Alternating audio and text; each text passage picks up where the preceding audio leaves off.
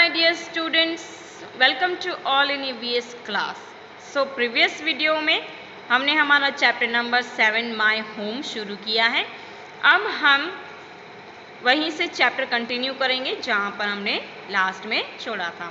Okay, तो हमने बहुत सारे होम के टाइप देखे थे, right. Different kinds of homes देखे थे, जिसमें हमने टेंट, हट्स, चॉल, फिर बिल्डिंग, स्काई स्क्रैपर और बंगलो, ये जो हैं वो 6 टाइप्स ऑफ हाउसेस हैं जो आपको अच्छे से एकदम याद करने हैं। ओके, चलिए हम अपना चैप्टर जो है वो कंटिन्यू करते हैं। ओके, तो अब आप अपनी बुक खोल लेंगे और उसमें 31 पेज नंबर निकालेंगे। Okay, so tents are temporary shelters while huts are small and temporary houses. हमने देखा कि टेंट्स जो हैं वो क्लॉथ से बने हुए होते हैं और टेम्पररी हाउसेस होते हैं, है ना, जिसमें हम इसको यूज़ करने के बाद इसको उठा भी सकते हैं और निकाल भी सकते हैं। वैसे ही हट्स भी हैं, वो भी ऐसे टेम्पररी हाउसेस हैं। फिर chawls, buildings, skyscrapers and bungalows are big and permanent houses. फिर चॉल है, बिल्डिंग, स्काई स्क्रैपर जो इतनी बड़ी बड़ी बिल्डिंग्स थी, फिर बंगलोज थे, वो क्या होते हैं, परमानेंट हाउसेस होते हैं। वहाँ पर आप लोग उसको निकाल नहीं सकते हो, उसको पहले तोड़ना पड़ता है, फिर उसकी जगह आप नया बनाते हो। ठीक है। Besides, some people live in houseboats on water, while some people live in snow houses called the igloos.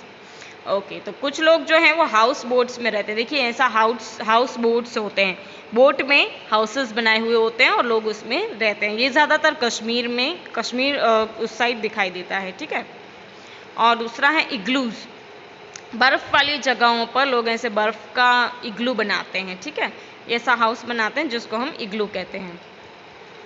Built from blocks of hard snow, बर्फ़ में से बड़े बड़े जो ब्लॉक्स होते हैं स्नो के, उसमें से ये इग्लू बनाया जाता है। Some of us stay in big houses while some stay in small houses. तो कुछ लोग जो हैं वो बड़े बड़े हाउसेस में रहते हैं और कुछ लोग जो हैं वो छोटे छोटे हट्स में रहते हैं। Whether the house is big or small, we utilize the space according to our needs. अगर हमारा हाउस छोटा हो या बड़ा हो, लेकिन हमको स्पेस, हम जितनी ज़रूरत हो उतनी ही स्पेस की ज़रूरत होती है ना। ओके, तो हमारे हाउसेस में बहुत सारे पार्ट्स होते हैं, right. Parts of our houses, तो हमारे हाउसेस के बहुत सारे पार्ट्स होते हैं, जिसमें ड्राइंग रूम होता है, फिर बाथरूम होता है, किचन होता है, बेडरूम होता है।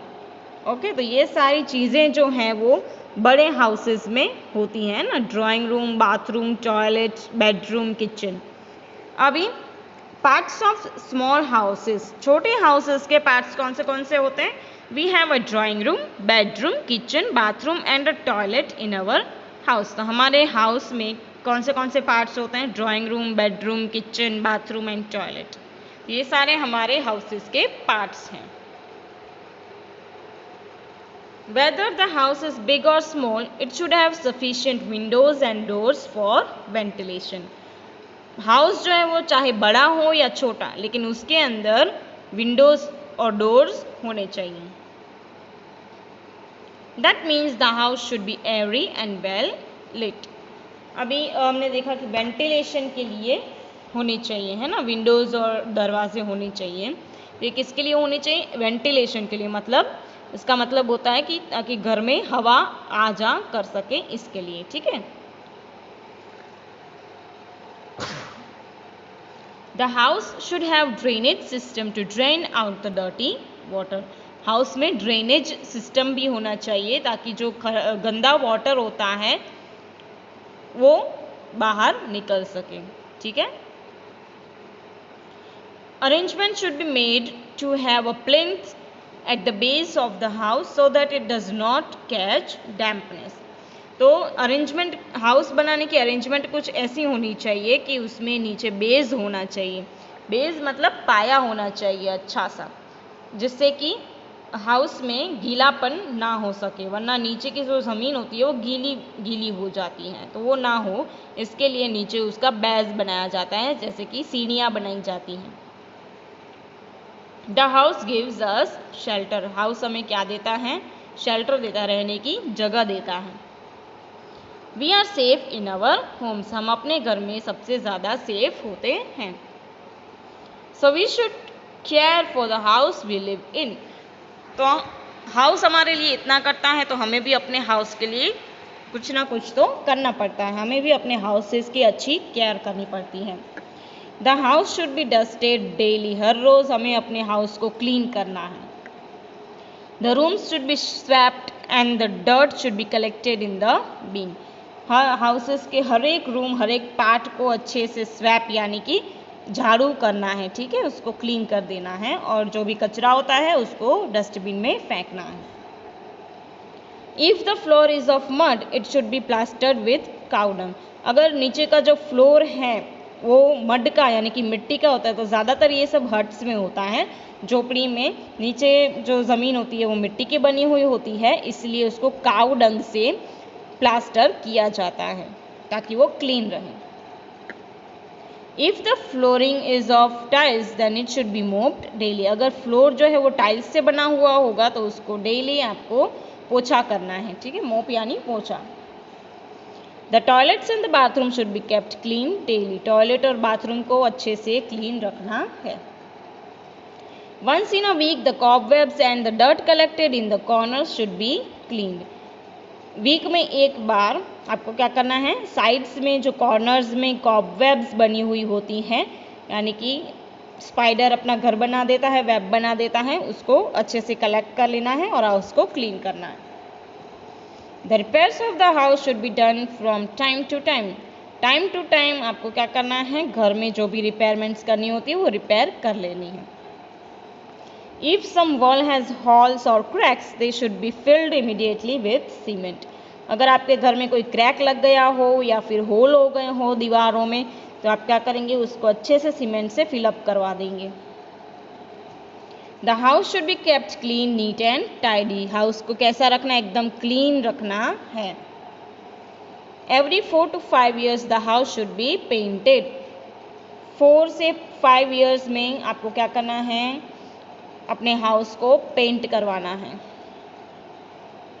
To keep the house clean is the responsibility of each and every member of the family, तो ये हाउस को क्लीन रखना ये हम सब की जिम्मेदारी है, ठीक है, पूरी फैमिली मेंबर्स की जिम्मेदारी है। ऐसा नहीं है कि सिर्फ आपकी मम्मी, आपकी दादी या आपके पापा या ये सब हाउस को क्लीन करें, आपको भी पूरी हेल्प करनी है हाउस को क्लीन करने में।